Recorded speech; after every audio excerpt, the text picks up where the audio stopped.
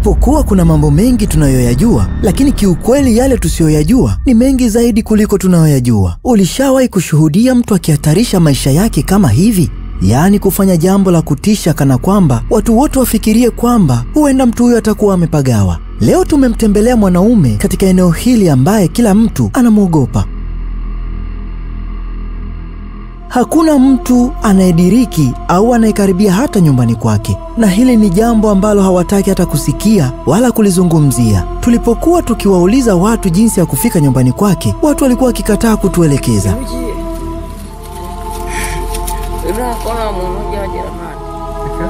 Hata hivyo, hapo mwanzoni haikuwa hivi. Aliishi mbali kwenye kijiji kingine. Watu huko walitaka kumpiga mawe hadi afe kwa sababu waliamini kuwa alikuwa amepagawa na kutumia uchawi.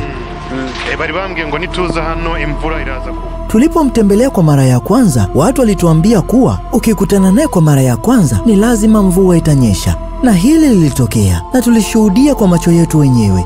Mvua ilianza kunyesha, na mtu pekee aliyeweza kuisimamisha mvua hiyo alikuwa ni yeye. For real? Mvua yaje. Ni mtu wa maajabu kwa sababu hadi leo anaishi na nyoka hatari sana.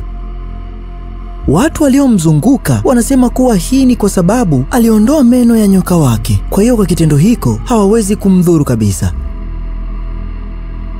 Meno ya nyoka ndio silaha pekee anayoitumia, yaani anahusiana na tezi ya sumu, na hapo ndipo sumu huhamasishwa kutoka kwa nyoka hadi kuingia kwenye mwili wa binadamu. Lakini yeye alithibitisha kuwa sio kweli kabisa, kwa sababu nyoka wake wote wana meno na bado ni wakali na wenye sumu kama kawaida. Inyuza ngo senga ifite ngamenyo mugira ngo hari nakantu ngumya nkina nako yitagira amenyo niba yabateze amenyera yafite mwayabonye. Anaishi nao katika hali hii, na kusema kweli hata sisi wenyewe pia tuliogopa.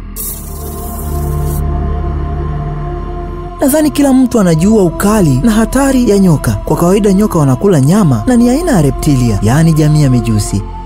Sababu mojawapo ya nyoka kuwa hatari sana ni kwamba spishi nyingi zina sumu kali inayoua ndani ya dakika chache, na huyu ndio kiumbe pekee anaishi naye mwanaume huyu.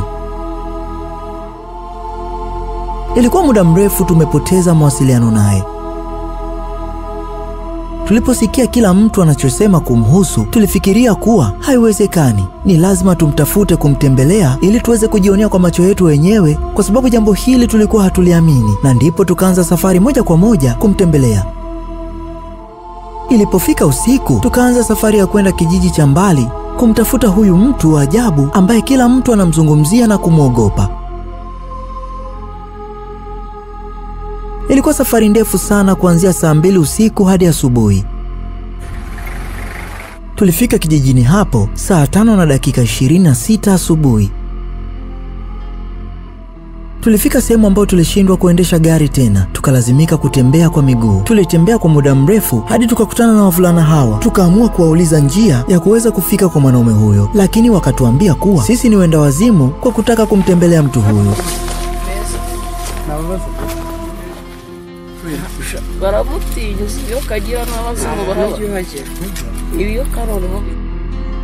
Ilikuwa ni vigumu sana, lakini hatimaye tuliwashawishi watu hawa kutuonyesha kwenye nyumba yake.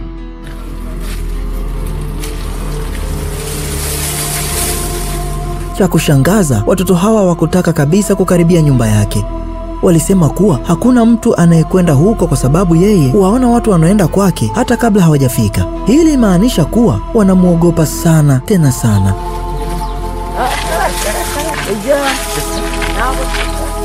Kiukweli hawakutaka kabisa kwenda nasi nyumbani kwake. Wakatuelekeza tu kuwa twende wenyewe na tusitaje chochote kuwahusu, kwa sababu hawataki kabisa kuingia matatizoni.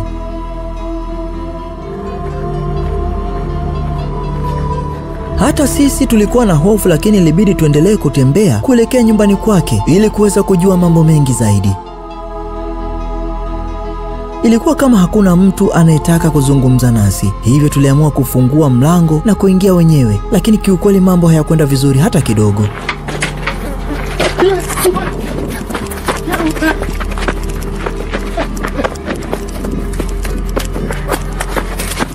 Ukweli ni kwamba tulikutana na nyoka mbele ya mlango wake. Haikuwa kawaida hata kidogo. Cha kushangaza, familia yake pia wanaishi na nyoka hao. Tulikuwa na hofu, lakini tuliamua tena kufika mlangoni na kusema ukweli. Hili lilihitaji ujasiri mkubwa sana.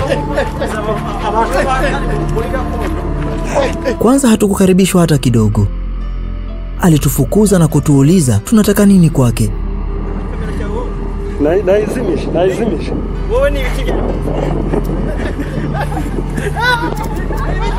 Tulijaribu kuzungumza naye na kumweleza kuwa tumekuja tu kwa amani na hatuna nia mbaya na yeye wala kwa mtu yoyote kutoka kwenye familia yake. Hili pia halikuwa jambo rahisi hata kidogo. Hatimaye baadaye alikubali kuzungumza na sisi. Akasema kuwa ana nyumba ndogo aliyoijenga nje na humo ndiko anapowaweka nyoka wake. Tulikuwa na hamu kubwa sana ya kujua familia yake wanachukulia vipi jambo hili, kwa sababu anaishi na mama yake na ndugu zake pia. Anaitwa Karechezi, mwanaume anayeishi na nyoka mbalimbali na kufanya maajabu mengi. Anajiita mfalme wa nyoka. Anasema kuwa mambo yote haya hayakuanza leo. Ilitoka kwa mababu zake wa zamani na walikuwa wakiwarithisha watoto wao kadri muda unavyozidi kwenda. Na hii ndiyo sababu mojawapo ya familia yake kutokuwaogopa nyoka hawa.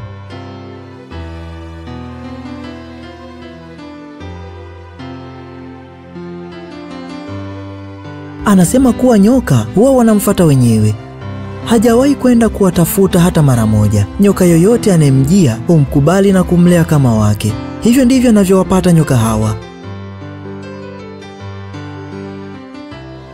Katika nyumba hii kuna nyoka wa aina mbalimbali ndani yake. Anasema kuwa ni hatari sana katika jamii, na kwa sababu ya watoto walioko karibu huwa hawatoi nje kabisa. Huwahifadhi humo ndani, na humo ndiko huwapatia chakula na mambo mengine.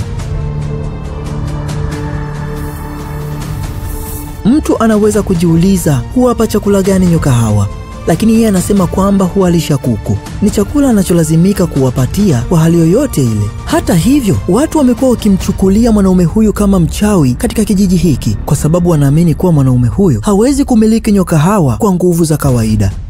Anasema anajua kuwa watu wa jamii hii wanamuita yeye shetani kwa sababu ya kile anachokifanya. Hili linawafanya wamwogope sana kiasi kwamba hakuna mtu anayetaka kumtembelea au hata kuzungumza naye.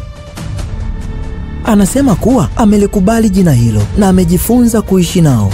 Hana nia kabisa ya kuacha kile anachokifanya. Anasema hakuna sababu hata moja ya yeye kuacha kufanya kitu anachokipenda sana.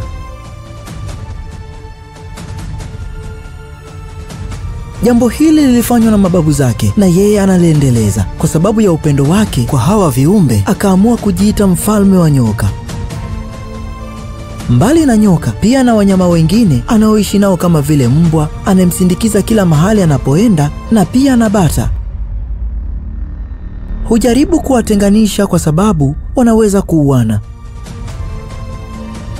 Ingawa familia yake wanaishi na hali hii, hawapendi sana kumuona mwanaume huyo akiendelea kucheza na wanyama hatari kama vile nyoka, na wamekuwa wakimruhusu kwa sababu tu anaonyesha kuwa anapenda sana anachokifanya, na hivyo anapaswa kumwonyesha kuwa wako sawa na hilo, lakini mara nyingine huwa wanaogopa pia. Mara nyingi tunaogopa kile tusichokijua na tunachukia kile tunachoogopa. Watu hufanya maamuzi tofauti kwa njia ambazo hatuwezi hata kufikiria zinawezekana vipi. Maamuzi mabaya huweza kutupelekea njia mbaya, lakini maamuzi sahihi hutufikisha pazuri. Tunapomwona mtu akifanya jambo ambalo hatujazoea, hututisha sana, na hii ndio sababu kila mtu anamuita kwamba yeye ni shetani. Na hiyo yote ni kutokana na kwamba hakuna mtu wa kawaida anayeweza kucheza na wanyama hatari namna hii na kufanya yote anayoyafanya. Mpenzi mtazamaji wa Afrimax Swahili, kutokana na kisa hiki, wewe una lipi la kusema? Tuwekee komenti yako na tutaijadili. Asante kwa kutazama. Hii ni Afrimax Swahili. Usisahau kusubscribe ili uwe wa kwanza kupata video zetu, na pia usisite kutufuatilia kwenye mitandao yetu ya kijamii TikTok, Facebook na Instagram.